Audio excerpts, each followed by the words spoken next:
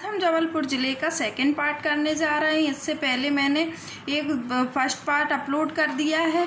आज हम जबलपुर के और अधिक जानकारी देखेंगे। इसमें हमने फर्स्ट चैप्टर में भी जबलपुर की अधिक से अधिक जानकारी देखी थी। इसमें भी हम जो फैक्ट जबलपुर के छूट रहे हैं हम उससे संबंधित आज सेकंड पार्ट में लेके आए हैं। तो चलिए हम जबलपुर ज़िले के शुरू करते हैं।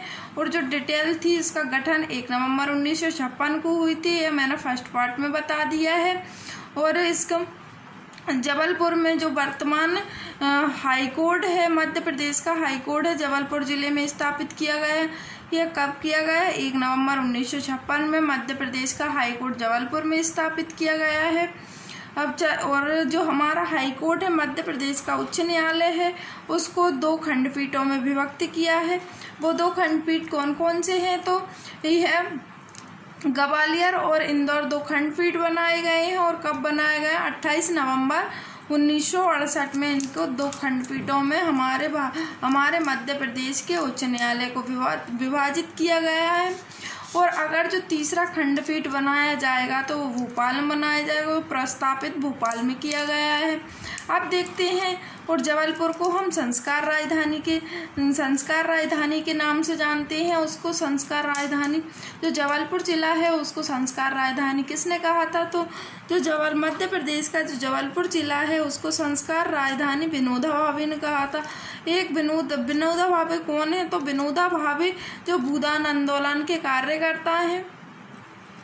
अब देखते हैं कि जबलपुर को और किस उपनामों से जाना जाता है। तो जबलपुर को संस्कृत राजधानी, न्यायिक राजधानी, आम स्टेट मतलब जो मैंगो स्टेट के नाम से भी जाना जाता है। जिस प्रकार पन्ना जिले को आंवला स्टेट के नाम से जाना जाता है, उसी प्रकार जबलपुर में अत्यधिक आम उत्पादन होने के कारण इन्हें आम जिला भी कहा जाता है। ठीक है। और क्या है? जबलपुर संगमरमर नगरी भी कहा जाता है, क्योंकि अत्यधिक संगमरमर की चट्टानें जबलपुर में पाई जाती हैं। इस कारण इसे संगमरमर नगरी भी कहा जाता है, क्योंकि उसमें किस प्रकार की संगमरमर पाई जाती है? तो हम जबलपुर में देखते हैं इसमें सफ़ेद प्रकार की संगमरमर पाई जाती है। ये कुछ बेसिक था जो मैंने जो फर्स्ट चैप्टर में कराया था। आज की क्लास हम शुरू करते हैं। आज देखते हैं आज हमने सेकंड चैप्टर में क्या लिया है। तो सेकंड चैप्टर में हम देखते हैं कि जो पंडित जवाहरलाल नेहरू कृषि विश्वविद्यालय, जो मध्य प्रदेश का प्रथम कृषि विश्वविद्यालय है, उसकी स्थापना कहाँ की गई थी? तो पंडित जवाहरलाल नेहरू कृषि विश्वविद्यालय की स्थापना 2 अक्टूबर 1964 को जबलपुर में की गई थी। यह देश का एकमात्र कृषि विश्वविद्यालय है। अब देखते हैं और क्या है।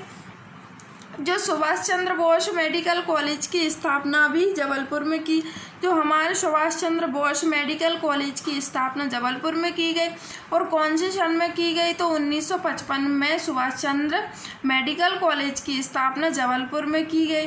अब देखते हैं। और भारत के जो मध्य प्रदेश राज्य का दूसरा सबसे, जो हमारे भारत के राज्य मध्य प्रदेश का दूसरा सबसे पुराना चिकित्सा विश्वविद्यालय है, जो हम सुभाष चंद्र मेडिकल कॉलेज है। इसकी स्थापना 1955 में हुई थी।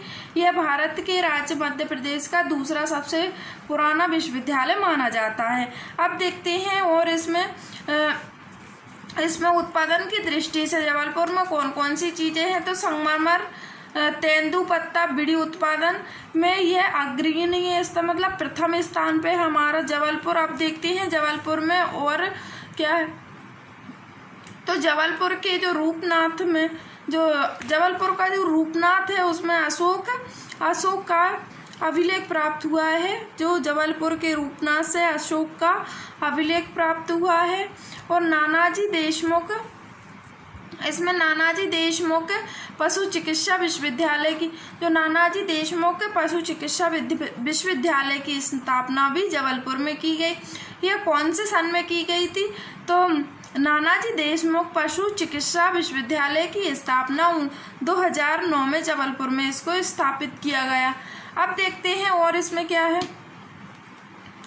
तो इसमें धर्मशास्त्र राष्ट्रीय विधि, जो धर्मशास्त्र राष्ट्रीय विधि की स्थापना जबलपुर में की गई। धर्मशास्त्र राष्ट्रीय विश्वविद्यालय की स्थापना 2018 में जबलपुर में इसकी स्थापना की गई।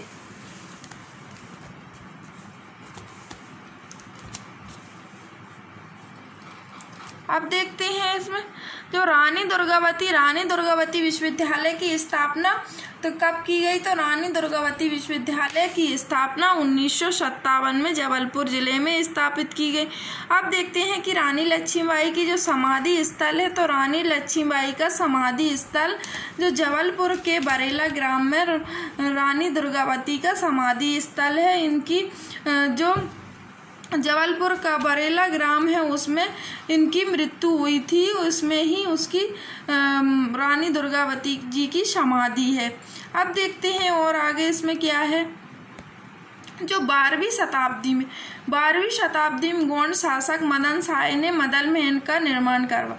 जो गोंड शासक थे, हमें पता है कि जो जबलपुर जिला है त्रिपुरी जिला में गोंड शासकों का शासन रहा है, उनका गढ़ रहा है। इसके लिए 12 शताब्दी में गोंड शासक जो मदन शाह थे उन्होंने मदन महल की स्थापना की थी। हमसे क्वेश्चन पूछा जाता है कि मदन महल कहाँ स्थित है, तो मदन महल जबलपुर जिले में स्थित है और किसके द्वारा बनवाया गया था, यह 12वीं शताब्दी में गोंड शासक मदन शाह के द्वारा मदन महल की निर्माण करवाया गया था। अब देखते हैं आगे, जो 15वीं शताब्दी में गोंड शासक संग्राम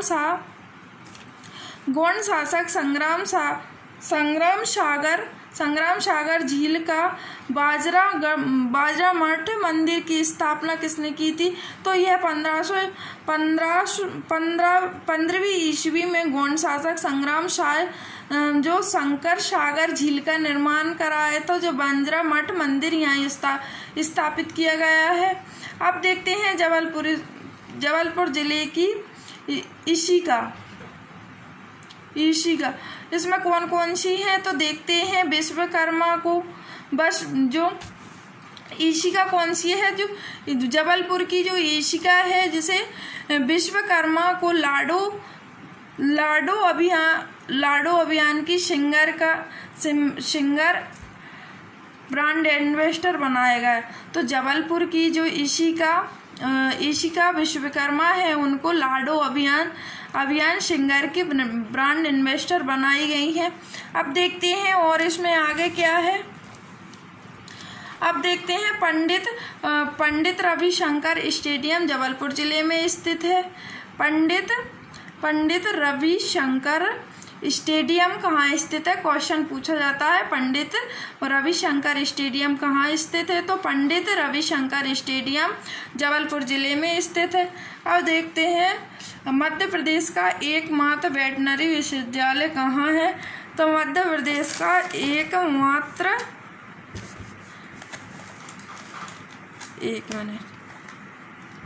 प्रदेश का एकमात्र वेटनरी विश्वविद्यालय नानाजी देशमुख विश्वविद्यालय जबलपुर में स्थापित किया गया है। अब देखते हैं और आगे इसमें क्या है, और भी मैंने इसके जबलपुर जिले के बारे में जानकारी ली है। देखते हैं जबलपुर जिला देश का पहला रत्न परिकृत केंद्र माना जाता है। जो जबलपुर जिले को पहला रत्न परिकृत केंद्र माना जाता है। अब देखते हैं इसमें और क्या है, जो केंद्रीय रक्षा मंत्रालय के अधीन भारी वाहन, जो केंद्रीय रक्षा मंत्रालय के अधीन जो भारी वाहनों का निर्माण किया जाता है, जैसे गन कैटरेज एवं आर्डिनेंस फैक्ट्री जबलपुर जिले में स्थित है। और देश का पहला विकलांग पुनर्वास देखें तो कहाँ, जबलपुर जिले में स्थापित किया गया। देश का पहला ही है जो जबलपुर जिले में विकलांगों के लिए, जो विकलांग होते हैं उनके लिए पुनर्वास केंद्र की व्यवस्था कहाँ की गई है, जबलपुर जिले में की गई है। अब देखते हैं और जबलपुर जिले में क्या है,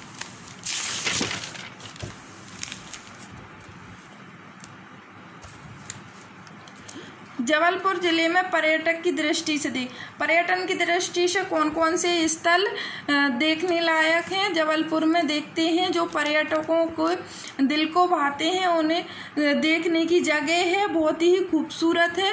जहाँ पर्यटक घूमने के लिए जाते हैं तो देखते हैं, जहाँ शिव की प्रतिमा है, बहुत ही प्रदर्शनीय है, देखने लायक है, बहुत ही सुंदर है और भव्य मंदिर है इसमें जबलपुर के पर्यटक दृष्टि से। ठीक है, अब देखते हैं मदन महल। मदन महल का निर्माण किसने करवाया था? तो मदन महल का निर्माण किसने करवाया था? तो गोंड शासकों ने मदन महल का निर्माण करवाया। तो मदन महल कहाँ स्थित है? आपसे क्वेश्चन पूछता है कि मदन महल कहाँ स्थित है, तो मदन महल जबलपुर जिले में स्थित है। और यहाँ का 64 योगिनी मंदिर भी बहुत प्रसिद्ध है। 64 योगिनी मंदिर बहुत प्रसिद्ध है जो जबलपुर जिले में स्थित है। और यहाँ का जो हनुमान ताल, लमेटा हिल्स और जो भेड़ाघाट जलप्रपात नर्मदा नदी पर बहुत ही आकर्षक है। जो जबलपुर का जो भेड़ाघाट है, जो इसे धुआंधार जलप्रपात के नाम से भी जाना जाता है, जहाँ नर्मदा बहुत ऊंचे से गिर रही है, ऐसा लगता है मानो कि यहाँ धुआं उठ रहा हो, एकदम सफ़ेद कलर का। अब देखते हैं और क्या है, जो भारतीय सूचना प्रौद्योगिकी अभिकल्पना एवं विनिर्माण संस्था IITDM 2005 में स्थापना की गई इसकी। अब देखते हैं जबलपुर में और क्या है। जबलपुर में प्रदेश की प्रथम सुगम पुस्तकालय नेत्रहीन, जो मध्य प्रदेश में देश की जो मध्य प्रदेश राज्य का जिला जबलपुर में देश की प्रथम, मतलब जो मध्य प्रदेश की प्रथम सुगम पुस्तकालय जो नेत्रहीन छात्रों के लिए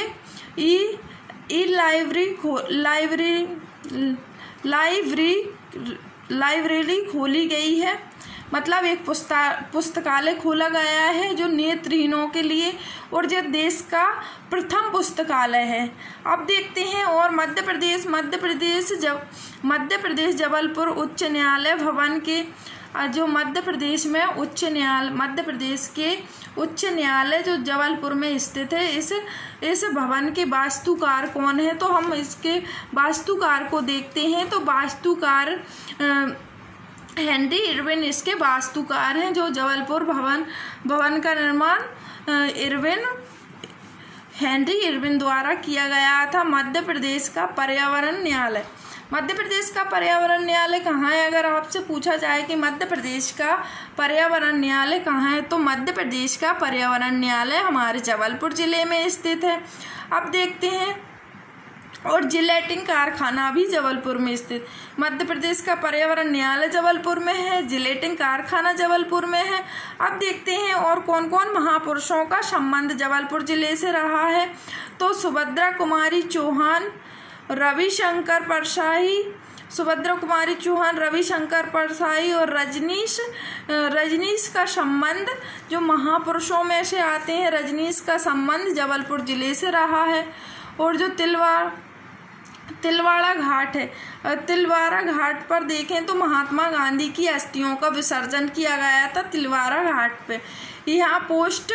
यहाँ पोस्ट एंड टेलीग्राफ वर्कशॉप स्थित है। अगर आपसे पूछा जाए कि पोस्ट एंड टेलीग्राम वर्कशॉप कहाँ स्थित है, तो आपका जवाब होना चाहिए कि जबलपुर जिले में पोस्ट एंड टेलीग्राफ वर्कशॉप स्थित है।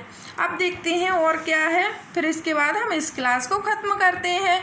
और जिसमें भी जितनी भी जानकारी थी जबलपुर ज़िले से, जितने भी एग्ज़ाम में क्वेश्चन बन सकते थे, हमने सबको कवर किया है। अब देखते हैं जबलपुर का अंतिम पॉइंट देखते हैं। इसमें क्या है, जबलपुर की जो त्रिपुरी मतलब जो प्राचीन नाम था जबलपुर का त्रिपुरी, जो जबलपुर की त्रिपुरी में भारतीय राष्ट्रीय कांग्रेस का प्रथम अधिवेशन कहाँ हुआ था। तो आपसे पूछा जाए क्वेश्चन कि जो भारतीय राष्ट्रीय कांग्रेस का प्रथम अधिवेशन कहाँ हुआ था, तो भारतीय राष्ट्रीय कांग्रेस का प्रथम अधिवेशन त्रिपुरी में हुआ था। चलिए आज की क्लास हम यहीं ख़त्म करते हैं। Thank you so much. अगर आपको ये क्लास अच्छी लगती है तो हमारे चैनल को लाइक करें, सब्सक्राइब करें और अपने दोस्तों के पास शेयर करें। आप हमारे चैनल को सब्सक्राइब करें, जिससे मैं जितनी भी वीडियो अपलोड करूं आपके पास नोटिफिकेशन पहुंच जाए। और चलिए तो हम ख़त्म करते हैं। Thank you so much.